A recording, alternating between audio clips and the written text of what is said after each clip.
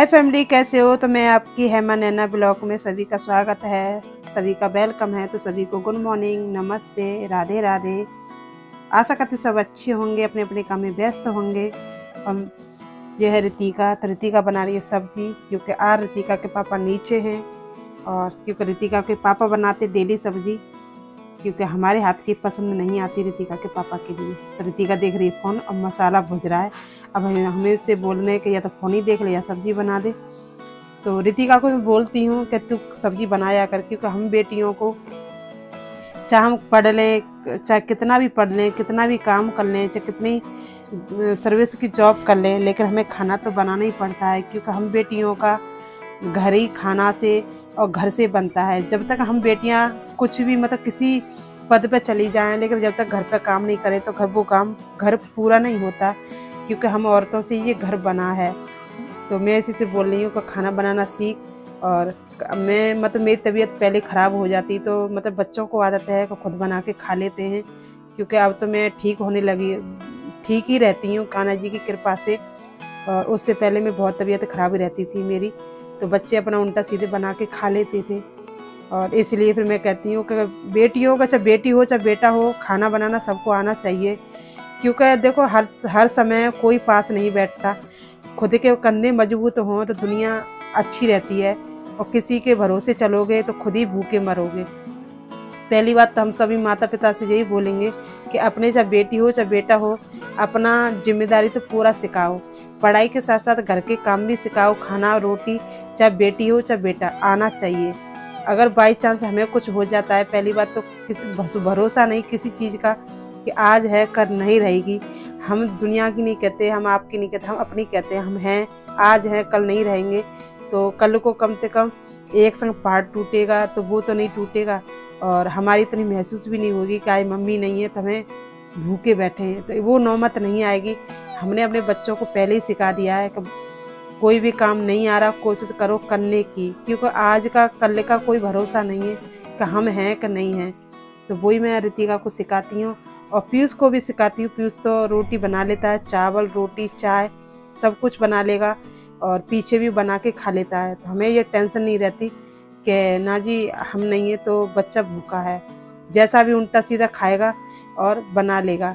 और दूसरी बात, उसे माँ की अहमियत पता चलती है।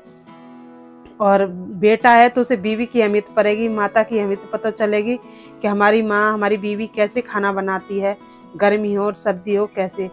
क्योंकि जब जो इंसान खाना नहीं बनाता ना, और थोड़ा सा जल भी जाए, कुछ भी हो जाए, तो एक दूसरे पे ऐसे टूट के पड़ते हैं, तूने ऐसे बनाया ऐसे बनाया। और कम से कम खुद बनाएगा तो दूसरे तो बोलेगा तो नहीं, तो पता तो चलेगा खाना कैसे बनता है। तो हम तो कह लेंगे, और इस वजह से घर भी अच्छा रहेगा और शांति भी बनी रहेगी। तो मैं बना रही हूँ बाजरा की रोटी, क्योंकि गांव से आया था। बाजरा की रोटी कल भी बनाई थी, आज भी बनाई थी। और क्योंकि अगर हम जल्दी नहीं इसे ख़त्म करेंगे तो ये ख़राब हो सकता है। तो आज है रायता, बैंगन की सब्जी और मक्का की रोटी। गेहूं का आटा मैंने पहले गूँथ लिया था, लेकिन हमारे पतिदेव को सब्र ही नहीं हुआ कि नहीं, और ये गेहूं का आटा रखा इतना गुथा हुआ, और मैंने गूँथ लिया। तो उन्होंने बोला कि नहीं मक्का की रोटी बना। तो हम बोले चलो हम बना देते हैं। अब गेहूं का आटा रखा है, उसको शाम को बनेगी रोटी, जितना बनेगी उतनी बनेगी, नहीं कल बन जाएगी सवेरे। तो देखो हम औरतों को बच्चों को भी संभालना होता है, और घर की जिम्मेदारियों को संभालना होता है। अगर कोई नौबत आती है बेटी बेटा पे, तो सबसे पहले गलती माँ पे आती है कि तूने ऐसा किया होगा। और अगर बेटा थोड़ा सा बिगड़ जाए तो माँ पर नौबत आई और चढ़ा ले इसे चांद पे, और बेटी की नौबत आवे तो और चढ़ा ले इसे चांद पे। तो हम तो सभी से बोलेंगे, जो मेरी ऐसी बहनें हैं उन सभी से बोलेंगे कि अपने बच्चों के साथ साथ पूरी जिम्मेदारी दें। और बाहर छोटे छोटे से बच्चे होते हैं, जैसे 10-12 साल के, और उन्हें बाहर नहीं जाने देते, तो जाने दें। और कुछ चीज़ अपने आप से अकेले खरीद के लाने दें, ताकि उन्हें पता चलेगी कि बाज़ार में कौन सी सब्जी कौन सा रेट। जब तक बच्चे अपने पैरों पे खड़े नहीं होंगे तो जिम्मेदारी को नहीं समझेंगे। और जिम्मेदारी शुरू से ही उन्हें बाहर निकालो। लड़का है तो बाज़ार दुकान पे भेजो, एक बार आप चीज़ लेके आओ तो दोबारा बच्चे को भेजो, ताकि उन्हें पता चलेगी कि कौन सी चीज़ कौन सी रेट है, क्या भाव आती है और कैसे खरीदते हैं, उससे नॉलेज बढ़ती है। तो मैंने हमेशा पीयूष के साथ रितिका के साथ यही किया है, और अब भी कर रही हूँ। पीयूष को कोई चीज़ ज़रूरत है तो पीयूष को भेजती हूँ। अगर उससे कोई गलती भी होती है तो उसे डांटती हूँ। अगर कोई चीज़ कितने की बोल रहा है तो वो क्या करता है कि ऐसे उठा के घर चला आता है, तो हम बोले थे ऐसे क्यों उठाया, तूने क्यों नहीं बोला। उससे बच्चा स्ट्रांग होता है, पुख्ता होता है, उसे दुनिया का पता चलता है कि दुनिया कैसी है और हमें जब मार्केट में जाना है तो हमें कैसी चीज़ खरीदनी है।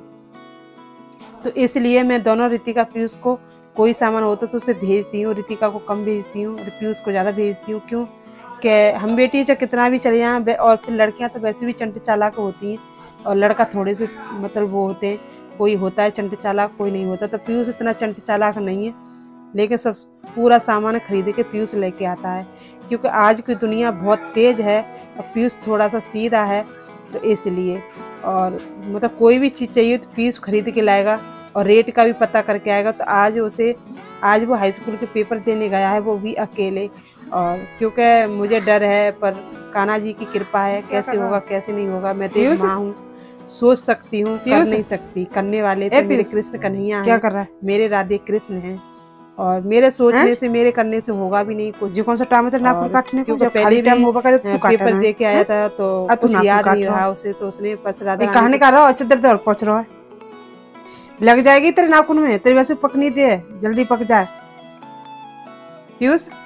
और तेरी पेपर कैसे गए हो तेरा? तो आज पीयूष का पेपर हो हाई स्कूल को, पीयूष 10 में। आज पहले दिन हो या को पेपर में। अब पता ना कैसे दे के आयो कैसे नहीं दे के, रामी जाने और कान्हा जाने कि कैसे गए पेपर पीयूष कैसे करके आया, ऊपर मुँह करके तो बता, अब कुछ तो बता। सही गए? अच्छा, के बज गए 5। अब मैं कान्हा को पर्दा साइड में कर दे रही हूँ, है ना कान्हा? तो शाम के 5 बजे मैं कान्हा का पर्दा साइड में कर देती हूँ। और आज मेरे एक दुपट्टा के चक्कर में सारे कपड़े मेरे ऐसे तहस नहस हो गए, और वो रखे थे मैंने दोपहर को सिर्फ एक दुपट्टे के चक्कर में। सिर्फ एक मुझे दुपट्टा नहीं मिला ना, उसके चक्कर में सारे कपड़े मेरे इधर से उधर हो गए। तो रील बनाना बहुत मुश्किल है। और हमारे पतिदेव के कपड़े देखो, एक निकालेंगे और सारे उल्टे सीधे भर देंगे। तो ये हमारे पतिदेव की करामात है।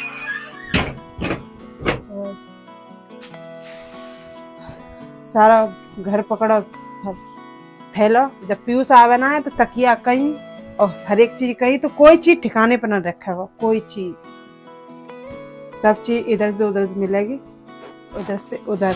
तो ये किरकी करामात है रितिका और पीयूष की। और जब रितिका चली जाएगा तो घर में हा मतलब इनमें अटकाटकी हो गए, लड़ाई हो गए आपसे भी, और मेरे सिर में दर्द करे खम। ये रितिका पीयूष की कहानी है। तो रितिका को भी पेपर है, तो रितिका भी गई है स्कूल, पीयूष को पेपर है गो। पीयूष जी पहले ऐसे कैसे रखी था और खोया आवेगा तो यूँ कहेगा मम्मी कहाँ है ना। मतलब तुम्हारी हर एक चीज समझ के रखे और ना मिला जी किसको, दीदी को नहीं रख दो तेरे, तो यूँ कहेगी मैंने में काय को रख दे। अरे तो वो जाए कार्टून में डाल दे तो ना। जी रीड को कौन सी को खोखा है, कौन सी रीड को, और ये खाना की कुरे देता है तो ये खोल के कार को रख देता है। मतलब तो छोटी छोटी चीजों का ध्यान रख कर है ना, घर में कहा बिगड़ रहा कहा समझ रहा, मतलब मम्मी करे। और देख जाना बांटी में डाल दियो, जी जा छोरी खवका में निकारा बाद ना, और आप पाउडर पोत पात के, और जाके इतनी सेंट बेकार है, मुँह तो इतनी अगर जाके नया महंगा ना, मेरे सिर में चक्कर आ जाए।